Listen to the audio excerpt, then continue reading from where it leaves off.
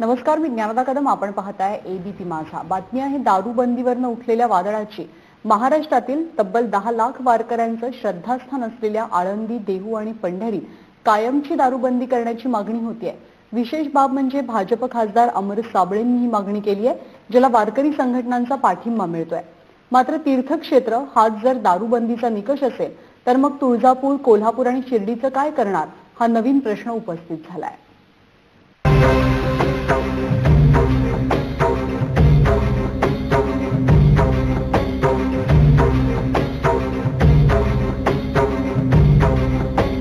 जिथं ज्ञानबा तुकारामाचा अखंड गजर होतो, जिथं विठू माऊलीचं गुणगान होतं, त्या पवित्र भूमीत कायमस्वरूपी दारूबंदी करावी अशी मागणी भाजपचे खासदार अमर साबळेंनी केली आहे. दारूबंदी नंतरही गुजरात आणि बिहार ही 2 राज्य उत्तम कामं करतायत. मग आळंदी, देहू आणि पंढरपुरात दारूवर बंदी घातली तर काय बिघडणार आहे, असा सवाल केला जातोय. या देहू, आळंदी आणि पंढरपूर या तीर्थस्थळांमधील सर्व दारूधंदे बंद करावेत आणि कायमचे बंद करावेत. ते सरकारी लायसन्सने जे चालू आहे ते सुद्धा बंद झाले पाहिजेत आणि हे धारिष्ट या महाराष्ट्र सरकारने दाखव. देहू, आळंदी आणि पंढरपुरात एकट्या आषाढी वारीत 7 ते 8 लाख भाविक येतात. इथलं वातावरण तेव्हा भक्तिमय असतं. या 3ही स्थळांना तीर्थक्षेत्रांचा दर्जा आहे. मग अशा ठिकाणी संत्री, मोसंबी सारखी दुकानं ठेवणं कितपत योग्य आहे, असा सवाल वारकरी करतायत. तीर्थक्षेत्र दारूमुक्त विषयीचा तर तो अतिशय आमच्या वारकऱ्यांचा जिव्हाळ्याचा मुद्दा होता आणि हा मुद्दा एक मी म्हणाल यांच्या रूपाने एक ठिणगी पडलेली आहे आणि नक्कीच तिचा मोठी ज्वाला होऊन या विषयाला संपूर्ण महाराष्ट्रातल्या समस्त वारकरी बांधवांच्या वतीने मी कालच बैठकीमध्ये त्यांना पाठिंबा दिला. महाराष्ट्राच्या तिजोरीत 18,000 कोटींची भर एकट्या मद्य विक्रीतून पडते. म्हणजे जवळपास 40% महसूल दारू आणि तंबाखूजन्य पदार्थातून येतो. मात्र वर्धा आणि चंद्रपुरात दारूबंदी होऊ शकते तर देहू, आळंदी आणि पंढरीत का नाही? जे सरकारी दारू विक्री केली जाते आणि त्याचबरोबर बिगर सरकारी सुद्धा झाडाझुडपामध्ये इकडं मिळू शकते, मिळते, लोक तिथं जातात, असा वापर करतात. यामुळं गालबोट लागतं आणि पवित्र क्षेत्रामध्ये अशा पद्धतीची बंदी कायमस्वरूपी असावी. 4-5 तीर्थस्थानं आहेत तर ही तीर्थस्थानं वारकऱ्यांची श्रद्धास्थान आहेत. तर या श्रद्धास्थानामध्ये जे काही दारू विक्रीची दुकान आहेत ती पूर्णपणे बंद करावी. जर वारकऱ्यांची मागणी मान्य झाली तर सरकारपुढे मोठा पेच उभा राहण्याची शक्यता आहे. कारण देहू, आळंदी आणि पंढरीप्रमाणे महाराष्ट्रात शिर्डी, कुंभनगरी नाशिक, अंबाबाईचं कोल्हापूर, आई तुळजाभवानीचं तुळजापूर ही सुद्धा मोठी तीर्थक्षेत्र आहेत. मग तिथंही दारूबंदीची मागणी झाली तर सरकार दुजाभाव करणार का? नाझिम मुल्लासह सुनील दिवाण, एबीपी माझा, पंढरपूर. तर तीर्थक्षेत्रांच्या ठिकाणी दारूबंदी हवी का नको याच विषयाच्या अनुषंगाने आम्ही पंढरपूरमध्ये एका विशेष चर्चेचं आयोजन केलं होतं आणि ही दारूबंदीची मागणी करणारे खासदार अमर साबळे सुद्धा या चर्चेमध्ये उपस्थित होते. पाहूया दोन्ही बाजूचं नेमकं काय म्हणणं आहे दारूबंदीविषयी.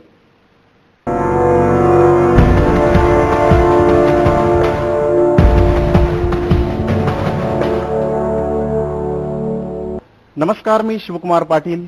भूवैकुंठाचा अधिपती ज्या गावामध्ये वास्तव्याला आहे त्या आध्यात्मिक राजधानी पंढरपुरातून एबीपी माझाच्या या विशेष कार्यक्रमामध्ये आपल्या सर्वांचं स्वागत करतो. दारूबंदीसारखा अत्यंत महत्वाचा पण तेवढाच क्लिष्ट विषय गेल्या अनेक दिवसापासून महाराष्ट्रामध्ये चर्चेला आहे. गावागावापासून दारूबंदीची मागणी होते, परंतु या मागणीला एक वेगळा आयाम मिळालाय. राज्य आणि केंद्रामध्ये सत्तेवर असलेल्या स्वतःच्या खासदारांनीच आता दारूबंदीची मागणी केली, खास करून देहू, आळंदी आणि पंढरपूर यासारख्या तीर्थक्षेत्रामध्ये. त्यामुळेच हा विषय आता जास्त चर्चेला आलाय. पंढरपुरामध्ये या विषयावर आपण चर्चा करणार आहोत. महाराष्ट्राचे आध्यात्मिक, सांस्कृतिक आणि धार्मिक ओळख असलेली, धार्मिक वैभवाची परंपरा असलेली पंढरीची वारी जवळ आली आहे. त्याच पार्श्वभूमीवरती या मागणीला महत्व आलेलं आहे. माझ्याबरोबर सगळे पंढरीतले वारकरी संप्रदायातले लोक आहेत, राजकीय प्रतिनिधी आहेत. आपल्याबरोबर चर्चा करण्यासाठी सविस्तर चर्चा करूया. चर्चेमध्ये सहभागी होत आहेत भाजपचे खासदार अमर साबळे, महिला प्रतिनिधी आहेत निकिता पवार, पंढरपूरचं प्रतिनिधित्व करणारे शिक्षक आमदार दत्तात्रय सावंत आणि मद्य विक्रीच्या संदर्भात जो आजचा विषय ते उद्योजक आहेत विनोद होरा आणि आपल्याबरोबर आहेत हरिभक्तीपरायण ज्ञानेश्वर महाराज जळगावकर. अर्थातच सुरुवात करूया ज्यांनी ही मागणी लावून धरलेली आहे देहू, आळंदी आणि पंढरपुरात दारूबंदीची. खासदार अमर साबळे आहेत. काय या नेमकं आपण आता वारी इथे आणि त्या पार्श्वभूमीवरती आपण ही मागणी केलेली आहे, काय नेमकं आपल्या मनात या संदर्भात वाल्की पालखी सोहळ्याच्या निमित्ताने सोलापूरचे पालकमंत्री, पुण्याचे पालकमंत्री आणि सर्व वारकरी संप्रदायाचे प्रतिनिधी, सर्व तिन्ही जिल्ह्याचे सर्व अधिकारी यांची एकत्रित बैठक पुणे येथे कमिशनर ऑफिसला झाली. त्या ठिकाणी मी मागणी केलेली आहे की वैष्णवांचा देव आणि वैष्णव भक्तांचा मांदियाळी ज्या गावामध्ये होते ते पंढरपूर, पांडुरंगाच्या पदस्पर्शाने पुनीत झालेलं पंढरपूर, संतश्रेष्ठ ज्ञानेश्वर माऊली यांच्या पदस्पर्शाने पुनीत झालेलं आळंदी आणि जगद्गुरू संत तुकाराम महाराजांच्या पदस्पर्शाने पुनीत झालेलं देहू, या तिन्ही तीर्थस्थळी दारूबंदी कायमस्वरूपीची झाली पाहिजे अशी माझी मागणी आहे. ही मागणी केवळ मीच केली असे नाही, तर 1995 सालापासून वारकरी संप्रदाय अशा प्रकारची मागणी करत आहेत. अशा संत परंपरा असणाऱ्या महाराष्ट्रामध्ये ही जी तीर्थस्थळं आहे ही जगामध्ये एकमेव अशी तीर्थस्थळं आहे ज्यामध्ये लाखो भाविक विठ्ठल नामाचा जप करत करत कुठलीही व्यवस्था नसताना अनादी काळापासून देहू आळंदीपासून पंढरपूरमध्ये येत असतात. ही पवित्र तीर्थस्थळ आहे.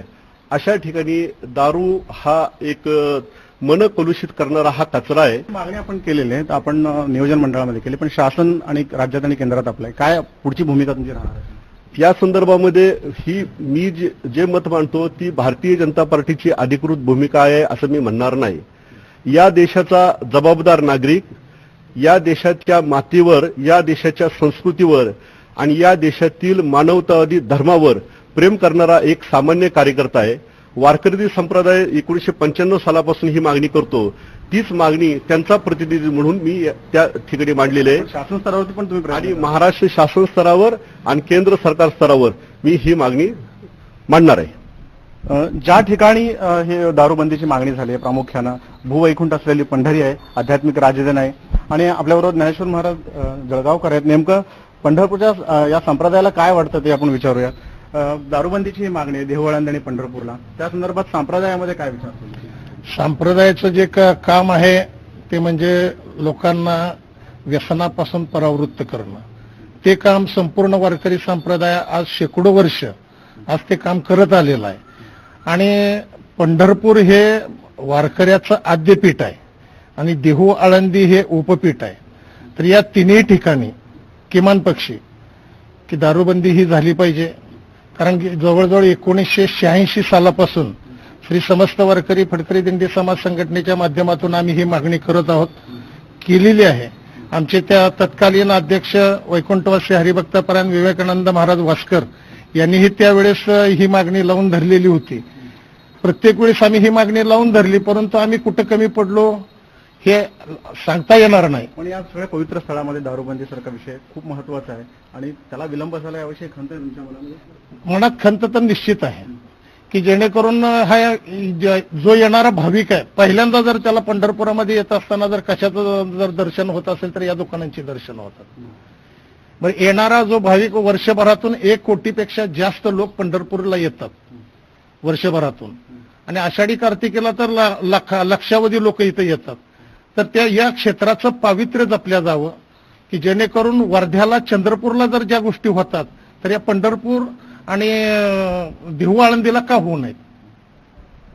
आपल्याबरोबर राजकीय प्रतिनिधी आहेत, त्यांच्याबरोबर पण आपण संवाद साधूयात. शिक्षक आमदार आहेत दत्तात्रय सावंत.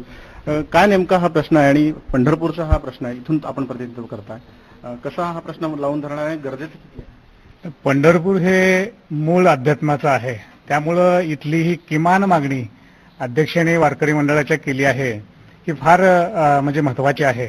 या ठिकाणी दररोजच वारकरी सुमारे 50,000 या शहरामध्ये येत असतात, दर्शनासाठी येतात, वारीला लक्षावधी येतात.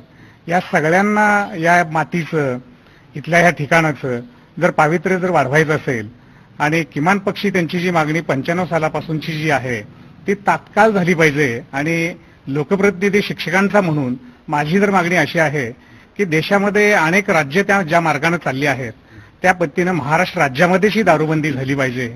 100% दारूमुळे कोणाचंच कल्याण झालं नाही.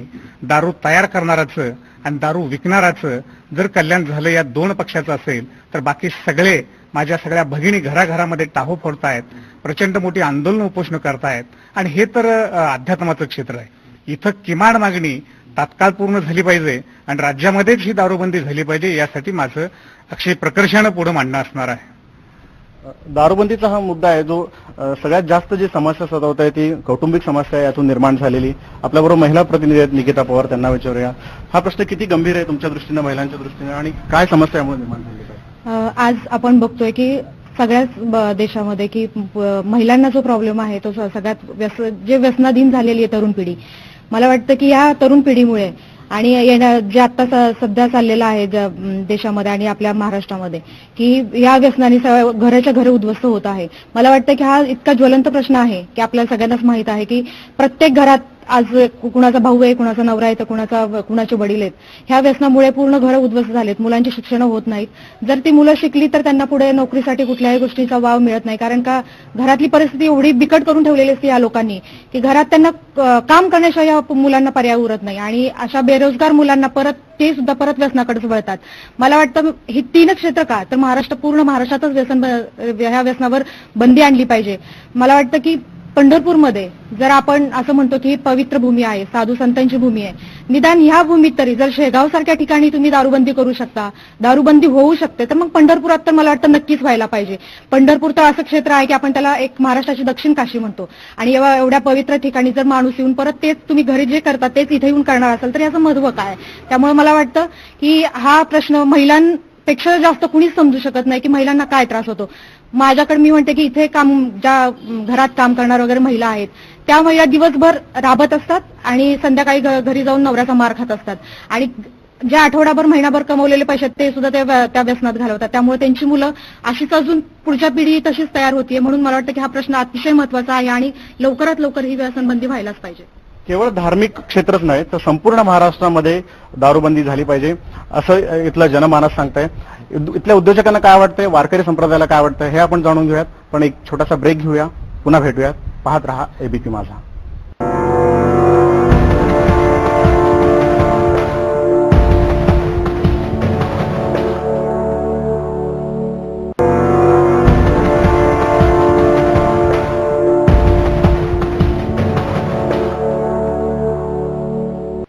पुन्हा एकदा स्वागत आपलं सगळ्यांचं या विशेष चर्चासत्रामध्ये.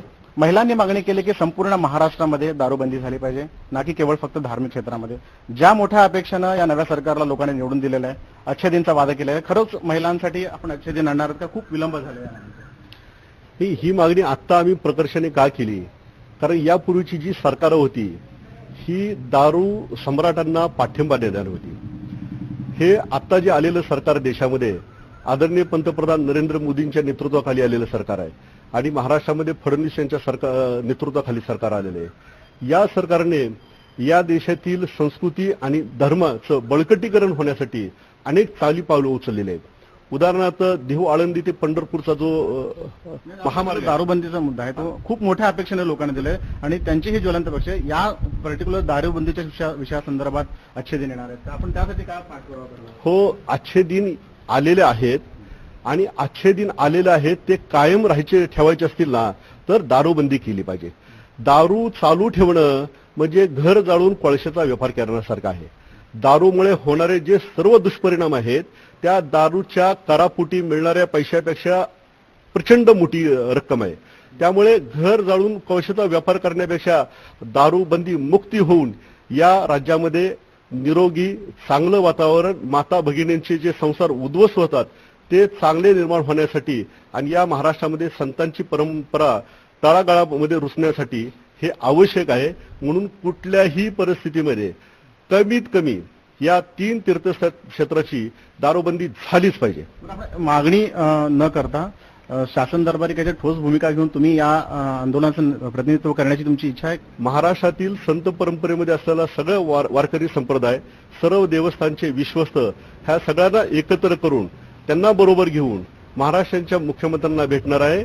त्यांनी चंद्रभागा, नमामि चंद्रभागा महाराष्ट्र सरकारने घेतलेला आहे.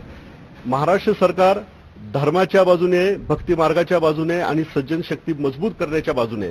त्यामुळे माझा विश्वास आहे हे सर्वजण आम्ही एकत्र झालो मुख्यमंत्री साहेबांकडे गेलो तर या 3ही स्थळाची दारूबंदी झाल्याशिवाय राहणार नाही. प्रामुख्याने मुद्दा येतो की कररूपी होणाऱ्या जमा होणाऱ्या पैशाच्या संदर्भात नेमकं काय वाटतं मद्य विक्रीच्या उद्योजकांना? आपल्याबरोबर विनोद होर आहेत, असोसिएशनचे अध्यक्ष आहेत. खूप जोरात मागणी होते दारूबंदीची. नेमकी तुमच्या अडचणीचा हा सगळा विषय, काय भूमिका तुमची?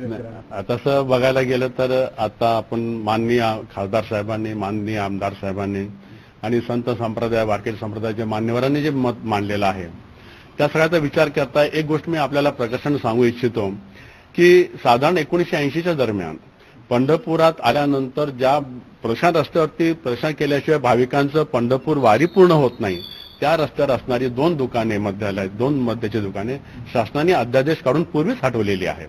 त्यामुळे आजच्या घडीला जर बघायला गेलं तर पंढरपूरला मेन त्या प्रिमायसेस मध्ये कुठेही कुठलंही मद्यालय नाहीये, अधिकृत मद्यालय नाहीये तिथं. दुसरी गोष्ट अशी एक विचारात घेण्यासारखी आहे की साधारण 8 वर्षापूर्वी आबा पाटलांनी, तत्कालीन गृहमंत्री कैलासवासी आबा पाटलांनी एक जाहीर हे केलं होतं, सभेमध्ये सांगितलं की त्यानंतर पंढरपूरमध्ये नवीन मद्यालयांना परवानगी दिली जाणार नाही आणि ती आज ताग्यात तशीच चालू आहे. त्यामुळे पंढरपुरामध्ये इतर शहरांच्या, इतर गावांच्या तुलनेच्या मानानं अत्यंत कमी मद्यालय आहेत. ही एक दुसरी महत्वाची गोष्ट. आता जर साधारण आपण जर विचार केला तर दारूबंदी केल्यानं सगळं काही सुटेल असंही काही गणित नाहीये. आता साधारण जर विचार केला तर फक्त त्या एकाच व्यसनानं किंवा एकाच गोष्टीनं घरं उद्ध्वस्त होत आहेत किंवा नाही, हा वादाचा विषय आहे. पण साधारण जर विचार केला तर ह्यासाठी समाज प्रबोधन करणं, मग तसं जर बघायला गेलं तर सिगारेट, इतर व्यवसाय, इतर गोष्टी की ज्याच्यातून शासनाला दारूपेक्षा जास्त उत्पन्न मिळते पण त्यात कुठेही काही येत नाही. मुळात वारकरी ज्या काळामध्ये पंढरपूरमध्ये येतात त्या काळामध्ये, वारीच्या काळामध्ये 3 दिवस, मुख्य जे दिवस आहेत 3 दिवस पूर्ण दिवस दुकाने बंद असतात आणि त्यानंतर पुढचे 3 दिवस म्हणजे साधारण पौर्णिमेपर्यंत संध्याकाळी 5 नंतर दुकाने बंद असतात. हा जर विचार केला तर शासन पुरेपूर काळजी घेतं ह्या सगळ्या गोष्टीची की वारीच्या काळामध्ये कुठलाही अनुचित प्रकार घडू नये. हा पहिला महत्त्वाचा. पण जर समजा हे जर अधिकृत बंद झाले तर अनधिकृत व्यवसाय वाढीला लागणार, ही काळ्या दगडावरची रेघ आहे. त्यातून निर्माण होणारे प्रश्न तेवढेच ज्वलंत असतील की जेवढे आज निर्माण होत आहेत. त्यातनं काय प्रश्न, त्यातनं अवैध धंदे, त्यातनं निर्माण होणारी गुंडगिरी, हा सगळ्याचा विचार करणं, साकल्यानं विचार करणं गरजेचं आहे. असंही आता गावात काही वेळा असं होईल की गावात दुकानाबाहेर नेली जातील पण त्या अनुषंगानं रात्रीतनं येणारे जे वाहनं आहेत त्यातनं अपघाताचे प्रमाण वाढतील, त्याचे परिणाम दूरगामी असतील, त्यातनंही कुटुंब उद्ध्वस्ताचे प्रकार आहेतच. तर ह्या सगळ्या गोष्टीचा विचार होणं. हा जो विषय पंढरपूर आणि देहू आळंदी हेच टार्गेट न करता मूळ जो मुद्दा आहे तो प्रयत्न करावा साहेब. बरेच वारकरी मंडळी आहेत त्यांच्याकडे, पण ज्या लोकांनी व्यसनमुक्तीसाठी म्हणून काम केलेलं आहे, दारूबंदी व्हावी म्हणून आंदोलनं केली आहेत, त्यांच्यापर्यंत आपण जाणार आहोत. नेमकी तुमची भूमिका काय? तुम्हाला वाटतं दारूबंदी व्हायला पाहिजे आणि तुम्ही सातत्याने आंदोलनं करताय? दारूबंदी होणं ही काळाची गरज आहे. कारण या संदर्भात व्यसनमुक्त युवक संघ महाराष्ट्र म्हणून बंडातात्या कराडकर महाराजांच्या संघाच्या माध्यमातून संपूर्ण महाराष्ट्रामध्ये आज दारूबंदीची मागणी आम्ही करत असताना गेल्या 15 ते 20 वर्षापासून कंटिन्यू आंदोलनं करतोय. आज वैयक्तिक माझं बोलायचं झालं तर दारूबंदीसाठी दंडोत आंदोलन केलेलं आहे, लोटांगण आंदोलन केलेलं आहे. आज तळपत्या उन्हामध्ये आज अनवाणी पायाने आम्ही फिरलेलं आहे आणि कंटिन्यू आज समाजामध्ये प्रबोधन करताना जनतेला आम्ही जागृत करतोय की ही जी अवधसा, मग ती दारू असेल किंवा अवैध धंदे सगळेच असतील, व्यसनमुक्ती राबवणं ही काळाची गरज आहे आणि आजच्या दिनची सुरुवात आज खऱ्या अर्थानं झाली असं आम्हाला वाटतंय. दारूबंदी बद्दल जे या ठिकाणी खासदार साहेबांनी या ठिकाणी जे मुद्दा उचलून धरलेला आहे याचं मी प्रथमतः स्वागत करतो. पण देहू आळंदी पंढरपूर एवढं नसून जी आषाढी वारी येते त्या सर्व रोडवरील सर्वच गावांचं ठराव, ग्रामपंचायतचा असेल, नगरपालिकेचा असेल, ते ठराव घेऊन या ठिकाणी वारीच्या सोहळ्याच्या पूर्ण गावांची त्या ठिकाणी दारूबंदी झाली पाहिजे. सोलापूर जिल्ह्यातल्या अनेक महिलांनी याविषयी आंदोलनं केली, गावोगावी दारूच्या विरोधात आंदोलनं झाली. नेमकी त्याविषयी तुमची भूमिका काय होती? पूर्ण महाराष्ट्रातूनच महिला दारूबंदीसाठी मला वाटतं मोर्चा करतायत, पण मला वाटतं की ही वेळ महिलांवर यावीच का?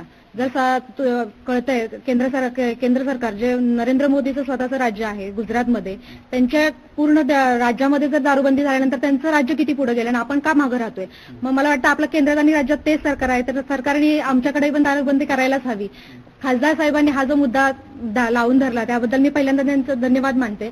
आणि असंही सांगते की एकीकडे तुम्ही दारूबंदी करा म्हणून सांगता आणि दुसरीकडे डान्स बारला जर तुम्ही परवानगी देत असाल तर हे कसं शक्य आहे? दोन्हीकडून तुम्ही हे करताय. तुम्ही इकडे दारूबंदी म्हणताय आणि तिकडे तुम्ही डान्स बारला तुम्ही परवानग्या द्यायची सुरुवात करताय. जे मागच्या सरकारने बंद केलं त्याला तुम्ही अजून दुजोरा देऊन चांगल्या प्रकारे अजून काय करता येईल हे करायला पाहिजे होतं. तर मला वाटतं हे सगळं जरा उलटं होतंय. केंद्र सरकारने विसंगती दूर केली पाहिजे आणि सरसकट महाराष्ट्रामध्ये दारूबंदी व्हायला पाहिजे असं इथलं जनमानस सांगतंय. नेमकं इथल्या वारकरी संप्रदायाला काय वाटतंय हे आपण जाणून घेणार आहोत. परंतु तुर्तास एक घेतोय छोटासा ब्रेक. पाहत रहा एबीपी माझा.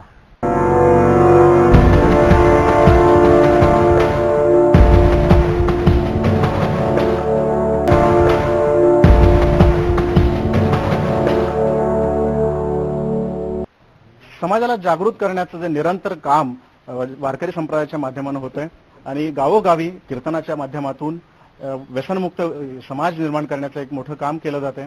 प्रत्यक्ष दारूबंदीच्या विषयात वारकरी संप्रदायाला काय वाटतं हे आपण जाणून घेऊयात. किती महत्वाचा मुद्दा आहे तुमच्या दृष्टीने? काय नेमकी भूमिका आहे? अत्यंत महत्वाचाच मुद्दा आहे. आणि दुसरी गोष्ट, वारकरी संप्रदाय प्रचार प्रसाराचं काम करतो, व्यसनमुक्तीचं काम करतो. हे आमच्या संतांनी सांगितलेलं आहे. ज्ञानोबाराय, तुकोबाराय असतील, नाथराय असतील, नामदेवराय असतील आदी संतांनी याची भूमिका ग्रंथाच्या द्वारे मांडलेली आहे. दारू पिणं हे महापाप आहे असं सकल संतांनी वर्णन केलेलं आहे. शास्त्रामध्ये वर्णन आलेलं आहे, गाथ्यामध्ये वर्णन आलेलं आहे, ज्ञानेश्वरीमध्ये वर्णन आलेलं आहे. त्यामुळं महापाप सर्वसामान्यांकडून घडू नये याकरता महाराष्ट्राची दारूबंदी व्हावी याच मताचा मी आहे. आणि वारकरी संप्रदायाचा प्रचार प्रसार कीर्तनाच्या माध्यमातून आम्ही गावोगाव व्यसन मुक्तीवरती 10 मिनिटं आम्ही त्यावरती बोलतो की जेणेकरून व्यसनमुक्ती व्हावी या पद्धतीची. समाजामध्ये फिरत असताना आम्ही जे कीर्तनाच्या माध्यमातून प्रवचनाच्या माध्यमातून जो आम्ही लोकांना उपदेश करतो की तुम्ही व्यसनमुक्त व्हा. आणि व्यसनमुक्त जीवन हे खरं मानवी जीवन आहे. व्यसनाधीन होऊन जर तुम्ही संसार करत असाल तर ते संसार उद्ध्वस्त होतात. लेकरं, लहान लेकराचे शिक्षण, त्यानंतर आपले घरच्या फॅमिली यांना फार वाईट परिणाम होतात, त्यांच्या मनावर दुष्परिणाम होतात. राजकारणी लोकांना जर आम्हाला पुढे घालून आम्ही जर केलं तर आम्ही तर पहिलंच प्रबोधन करतो. तर का ही दारूची जी निशा आहे, हे दारूचे जे व्यसन आहे हे फार गंभीर समस्या आहे. आम्हाला असं वाटतं की ह्याच्यातून मुक्त व्हावून हे लावून धरावून आम्ही त्यांच्या पाठीशी राहावं. समाजासाठी अत्यंत गंभीर बनलेला आहे. या विषयाकडे खूप अभ्यास वृत्तीनं आणि तेवढ्याच गांभीर्याने बघणारे लोक आहेत. तुम्हाला काय वाटतं की किती लवकर हा प्रश्न मिटला पाहिजे?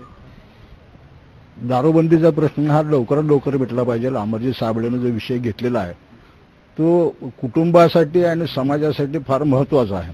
कारण कुटुंब सशक्त व्हायचं असेल तर कुटुंबातला पुरुष हा निरोगी राहिला पाहिजे आणि मग तो निरोगी असायचा असेल तर त्याने मद्यपानापासून दूर राहिलं पाहिजे. आणि म्हणून हा विषय आरोग्य कुटुंबासाठी, समाजासाठी आणि राष्ट्रासाठी हा सगळ्यात हितकारक विषय असल्या कारणाने लवकरात लवकर दारूबंदी. दारूबंदी करणे ही ह्याच्यावरचा उपाय नाही. ह्याच्यावर संस्कार, लोकांवरती संस्कार, त्यांची मनोवृत्ती बदलली पाहिजे. खोरासाहेबांनी जसं सांगितले पंढरपुरामध्ये मद्यालय फार कमी आहेत. त्याच्यात 10 पट इथं व्यसनमुक्ती केंद्र जर निर्माण झाली तर ऑटोमॅटिक लोक या मद्य पिण्यापासून दूर होऊ शकतात. नाहीच्यातला भाग नाही. कायद्याचा बगडा दाखवून काय फरक पडणार आहे असं माझं मत आहे. कायद्याने सगळ्या गोष्टी सुचणार नाहीत, परंतु ही जी प्रक्रिया आहे ती खूप मोठी आणि ती राबवली गेली पाहिजे असं मत आहे. तुमच्या दृष्टीने काय वाटतं दारूबंदीचं झालं पाहिजे? पंढरपूर, देहू, आळंदी इथे जे दारूबंदी आणि मांस विक्री होती ती बंद व्हावी अशी वारकऱ्यांची मागणी. तीर्थक्षेत्रात ठिकठिकाणी पंढरीची तर दयनीय अवस्था आहे. कारण बँकेपासून अलीकडे आलं, अर्बन बँकेपाशी विक्री जी होते मद्य आपलं मांस विक्री, त्याचप्रमाणे ठिकठिकाणी दारूचे दुकान आहेत. पुन्हा खाजगी दारू विक्री होते. सरकारी दारू बंद करताल, खाजगी पुन्हा सुरू होईल. कमीत कमी तीर्थक्षेत्रात तरी खाजगी दारू विकली नाही पाहिजे, सरकारी नाही गेले पाहिजे. तीर्थक्षेत्रामध्ये 100% दारू विक्री झाली पाहिजे असं मत आहे. परंतु उद्योजक म्हणतायत ते करोडरुपी पैसा त्यांच्याकडनं भरतायत आणि त्यांना काय पर्याय सुचवा असं वाटतं? तुम्हाला दारूबंदीचा सरसकट विषय मान्य आहे का किंवा तुम्हाला काय पर्यायाची हवं? एक एबीपी माझाने आज संधी दिली हे याबद्दल आपलं मत व्यक्त करण्याची. तर 2 गोष्टीबद्दल परत मी आपलं लक्ष वेधू इच्छितो की महाराष्ट्रामधल्या काही गावांमध्ये मध्यंतरी आपण पेपरमध्ये सगळ्यांनी वाचलं असेल की 2 ते 3 गावांमध्ये आडवी झालेली बाटली म्हणजे दारूबंदी केलेली परत ग्रामसभेनी सभा घेऊन महिलांनी पुढाकार घेऊन ती परत उभी केली का तर दारू बंद केल्यानंतर त्या गावात ते आर्थिक गणित जे आहे इकॉनॉमिकल जे त्याचं हे आहे ते सगळं गणितच बिघडायला लागलं त्या गावाचं. लोकांनी गावात यायचं बंद केलं. आज भाविक आणि वारकरी हे सन्माननीय आहेत परंतु आज ते आमच्या गावात येताना 1 दिवसासाठी येतात. ते त्यांच्या गावामध्ये 365 दिवस आहेत. त्या गावामध्ये दारूबंदी आहे का? त्या गावामध्ये दारूबंदी झालेली आहे का? तिथं दारू मिळत नाहीये का? हाही एक प्रश्न महत्वाचा आहे. तोही विचार होणं गरजेचं आहे. आमच्या पवार मॅडमनी जसं आता सांगितलं की डान्स बारला परमिशन गव्हर्नमेंट देते, न्यायालय देते, मग आम्ही पण आमची दाद तिथंच मागायची का परत जाऊन? हा एक प्रश्न उभा राहणार आहे. त्याच्यामध्ये माझं स्पष्ट म्हणणं आहे की टार्गेट केलं जातं. तो शासकीय पातळीवरती कसा हा विषय गांभीर्याने घेतला पाहिजे तुमचं मत? शासकीय पातळीवरती घेतलाच पाहिजे हा गांभीर्यानं. इतका तो काळ म्हणजे पुढे आला आहे. याचा परिणाम जर म्हटलं तर शिक्षणावरती प्रचंड झालाय, आरोग्यावरती प्रचंड झालाय. शिक्षणाच्या क्षेत्रामध्ये ज्या घरामधील पालक दारू पितो त्या घरामधील विद्यार्थी अक्षरशः त्यांची ससे होलपट होते. गुणवत्तेच्या दिशेने जाण्याऐवजी ती मुलं शिक्षणापासून सुद्धा वंचित राहत आहेत. त्यामुळं या शिक्षणाच्या प्रगल्भतेसाठी आणि आपण जे 2020 म्हणून सगळीकडे बोलतो आहे त्यासाठी खात्रीनं आपल्याला दारूबंदी आवश्यक आहे. तुमचा मुद्दा रास्त आहे परंतु फक्त उद्योजकांचं आणि सगळ्यांचं म्हणणं आहे की प्रबोधन तर झालंच पाहिजे परंतु तीर्थक्षेत्र का टार्गेट होतात? महाराष्ट्रात दारूबंदीचा विषय काय आपण घेणार आहोत?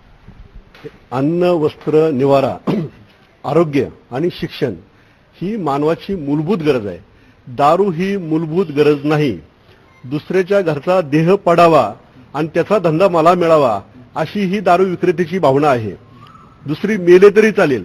याच्यामुळे कुटुंब व्यवस्था धोक्यात आलेली आहे, शिक्षण व्यवस्था धोक्यात आलेली आहे. या देशामध्ये नरेंद्र मोदी सरकारच्या नेतृत्वाखाली आच्छेदन आलेलं आहे.